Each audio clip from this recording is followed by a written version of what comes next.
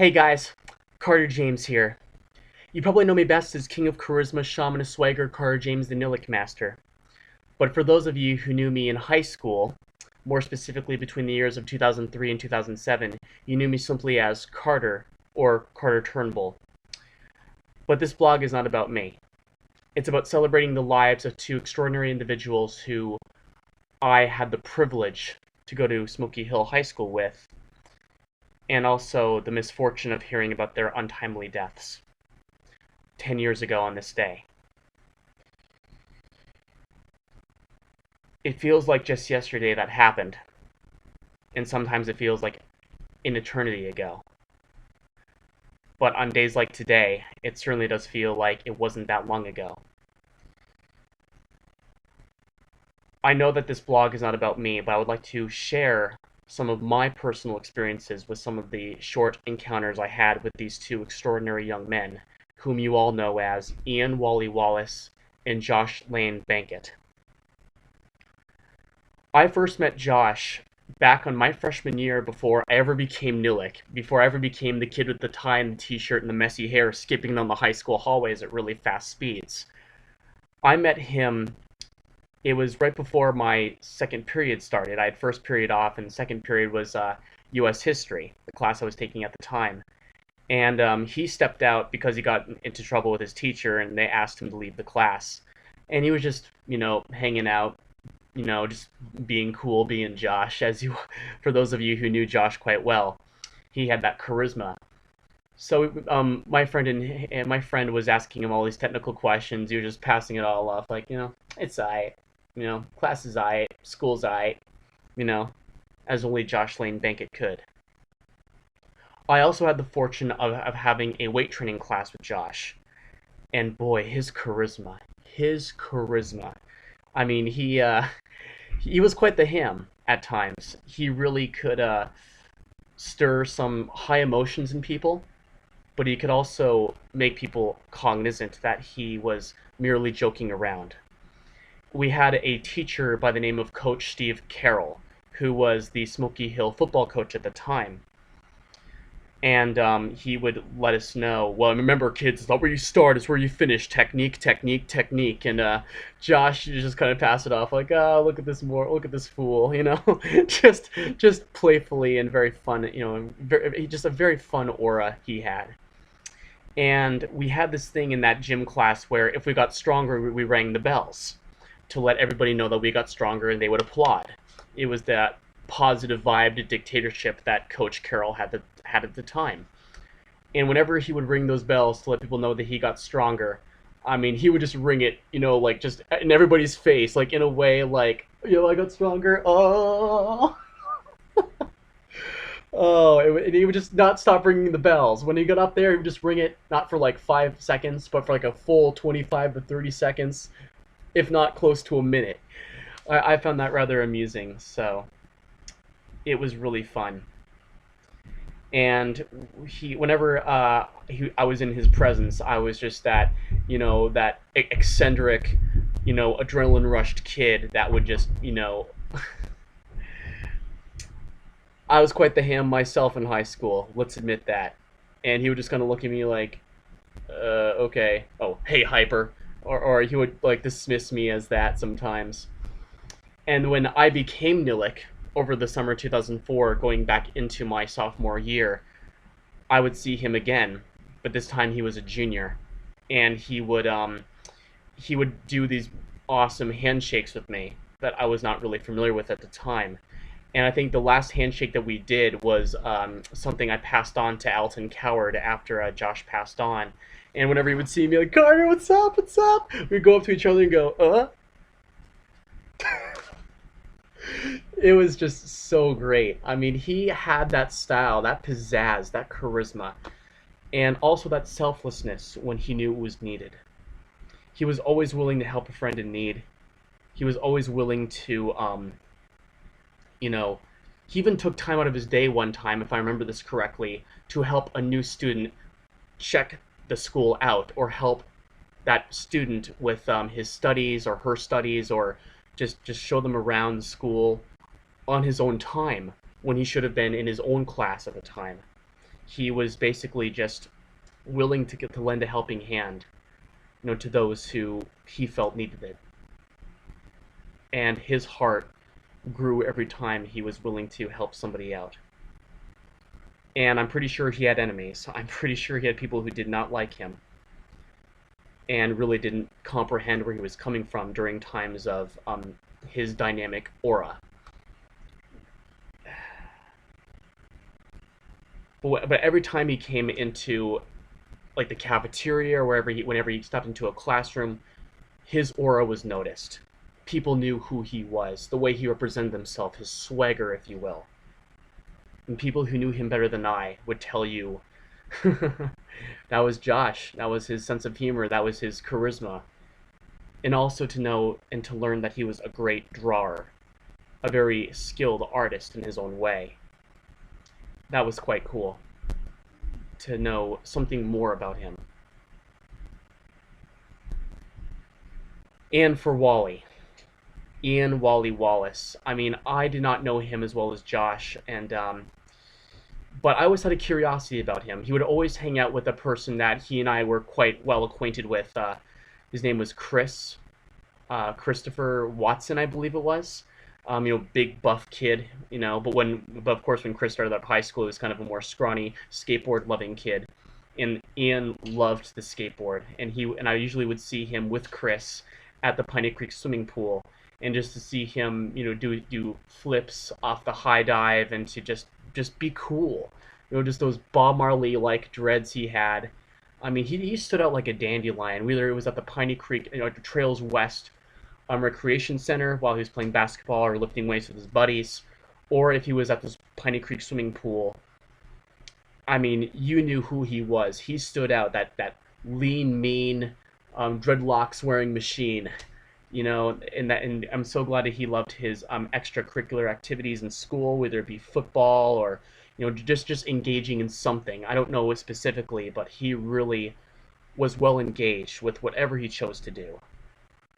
And his mother, Susan Wallace, gave so much of herself before and after Ian died to Smoky Hill High School, and I cannot thank her enough for that.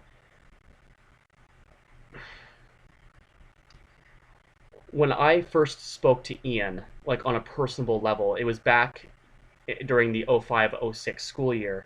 I was just running down the Trails West Recreation Center steps, but to go out. But I wanted to check out the Denver Broncos score, and there he was. Sure enough, I didn't know his name at the time. I just saw him around all the time. But when I saw him checking out the football game, like I was like, oh my gosh, he knows me, but I don't know him. Do I need to like skip in front of him so he doesn't think that I'm a fake or a phony like the rest of my Smoky Hill High School body thinks? I know I didn't say that correctly, but he just looked over to me as I was watching the game, just trying to be in tune, acting as if he wasn't there. He just looked at me and acknowledged my presence and said, "Hi, Carter." I was just like kind of shy and a little bit timid about it, actually. I was just like, "Hey, man," just kind of, like, thanks, not thinking much about it. And then there I was, really engaged in the game, back when Jake Plummer was the quarterback of our Denver Broncos.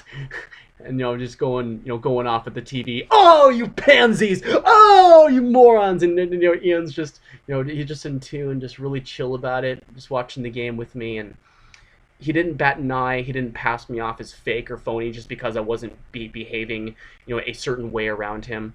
He just let me be.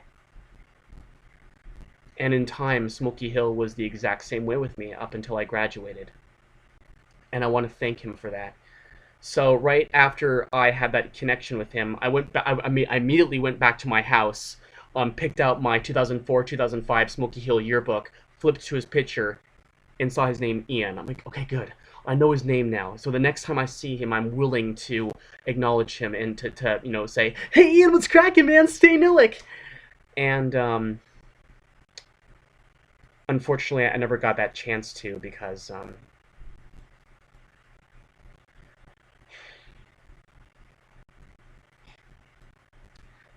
remember the last time I saw him in December of 2005.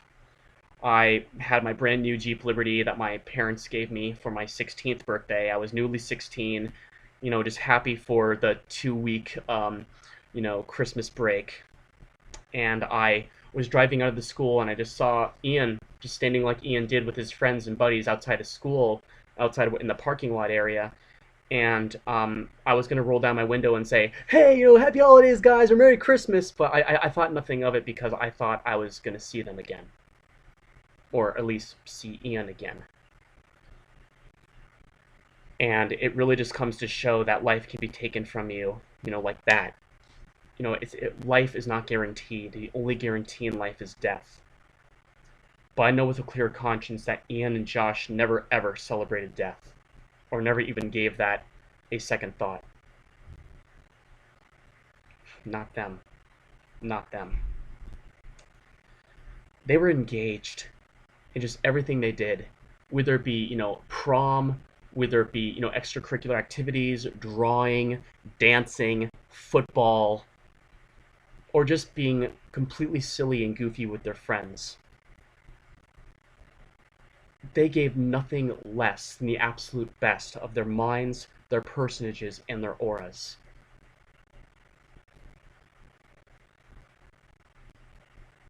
I just wish that I knew then what I know now, because I know things have been totally different. And I also want to take a moment for Matt Lockerman, who a week and a half later died. And I think it would be foolish not to mention him in this video blog as well, because he was also part of Smoky Hill. He engaged in football like Ian did. He also, loved his family, friends, and life. I'm sure of it. I never knew the person. I never met him. But I did hear that he was going to be in Mr. Weissman's class second semester like I was. He was going to be in the same class with me, with Mr. Weissman. And for those of you who know Weissman, love is an illusion. Whether you want to believe that, understand it or not, that was one of his favorite things to say.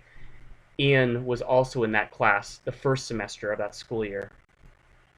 And, Weissman went in great depth talking about Ian and Josh when they passed, and how much he told us namaste and to live life, love life. He really gave a lot, and it still does to this day, to Smoky Hill, and I know that he doesn't forget Ian and Josh. and to Matt Lockerman, man, you would have loved that class, man. I mean, your one of your good friends was in there talking about you and wrote a piece about you, and it was really beautiful for us to know a piece of him in some way, shape, or form. People just wrote about Ian and Josh in that class, in Weissman's class, like they were the absolute rock stars, like they were like Michael Jackson status.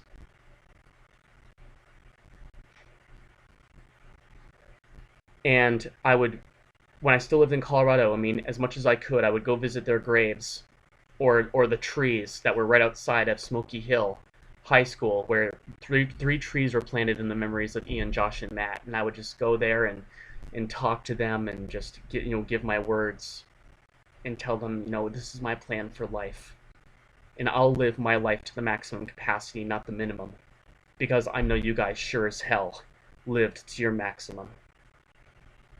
And even though you guys only saw 17 years, 17 short years, if you will, in those 17 years, I think you've done a hell of a lot more in those 17 years than most people would when they reach 80. And that's really saying something.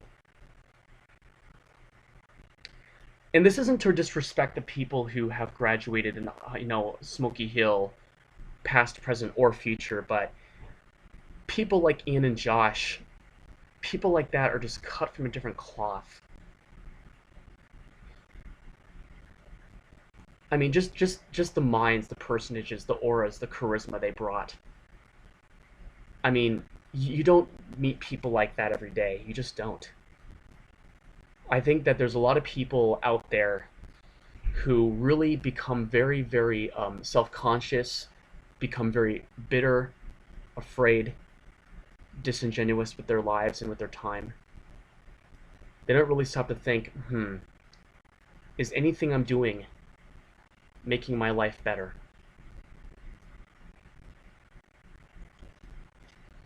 Ian and Josh knew how important every moment was.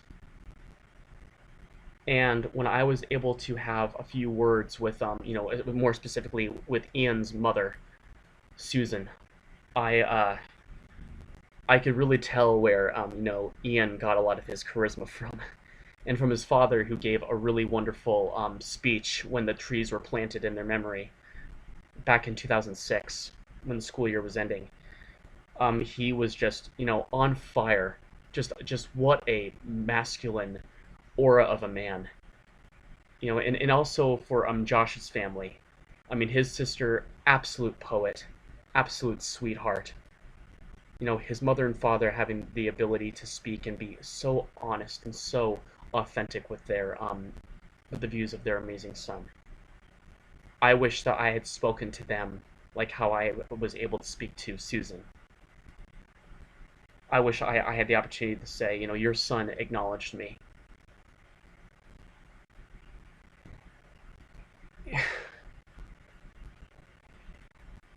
And they give so much of themselves to high school, to life, to people in need.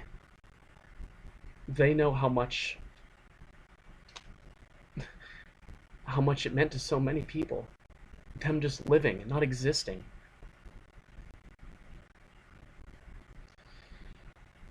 And I also want to take some time out to really just say to my fellow Smoky Old Bluff alumni who knew Ian and Josh well, to please keep living, to not despair on the things that have no merit, to be you, and to be all of you, and to live your life as the masterpiece that you choose to be, and not what others tell you you should be. Because Ian and Josh sure as hell lived to their maximum. The question remains, will you do the same? Life isn't promised. The only guarantee in life is death. That's why you need to appreciate every moment. And not too many people in this world really appreciate their moments until they've passed. I've learned some phenomenal life lessons from those two. And from Matt's untimely passing as well. You can just never be too sure. When you see your parents, your friends, tell them how much you love them. Tell them how amazing they are. And always embrace them by the great qualities they had. And take their messages, take their lives, and if you're having the shittiest day ever, take them as an example. Don't mourn. If you want to be happy, be. Ian and Josh were the kind of people who would not stand for the compromise of authenticity. They would not stand for people telling them, well, you should be like this or you should be like that. Hell no. They would hand your ass to you if you were to tell them to live another way. They would tell you to not compromise your authenticity, to not moderate your freedom of expression just because someone or something told you to. And I take that with me every day. And it's really great to think about, the great auras that were Ian, Wally Wallace, and Josh Lane Bankett to this day. Because when I have shitty days, personally, or whenever I'm going through a rough spot, I love to set the clocks back and think about back when we were just kids in high school, pretty naive and pretty unschooled in the ways of life. And I'll admit I still pretty much am. But the spirit hasn't gone away. The pride, not only for Smokey, but to know that I knew such great people when I attended. People who inspired me consistently. To really take the time out to really help someone in need. To lend a helping hand. To strive for something better. And above all, to live life, love life.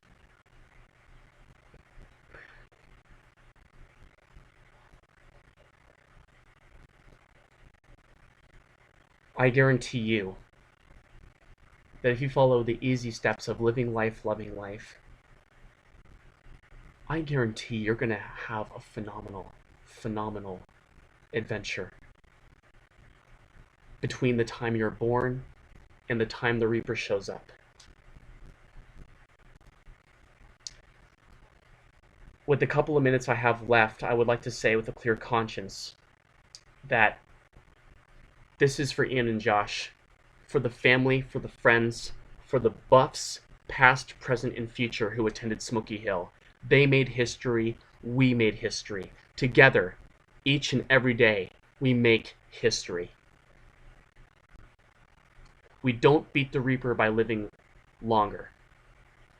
We beat the Reaper by living to our maximum capacity and to live wholeheartedly.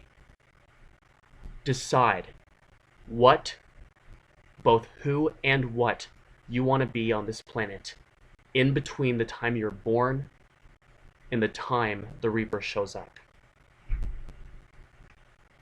It's unavoidable and it's inevitable. We're all gonna die. It's a part of life. But let's focus on living instead of the fear of dying. Easier said than done.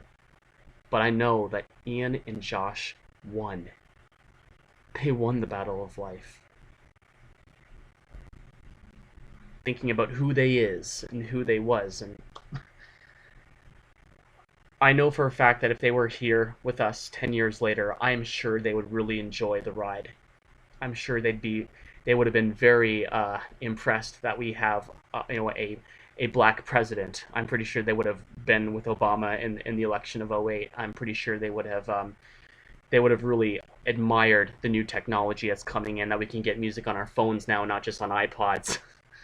It's pretty crazy how time and technology can fly. And I'm pretty sure they would have loved to see some of their friends, all their friends, succeeding at what they're doing right now and what they're striving to do with their lives. I don't mean to ramble on, but I can't say enough about these two extraordinary men.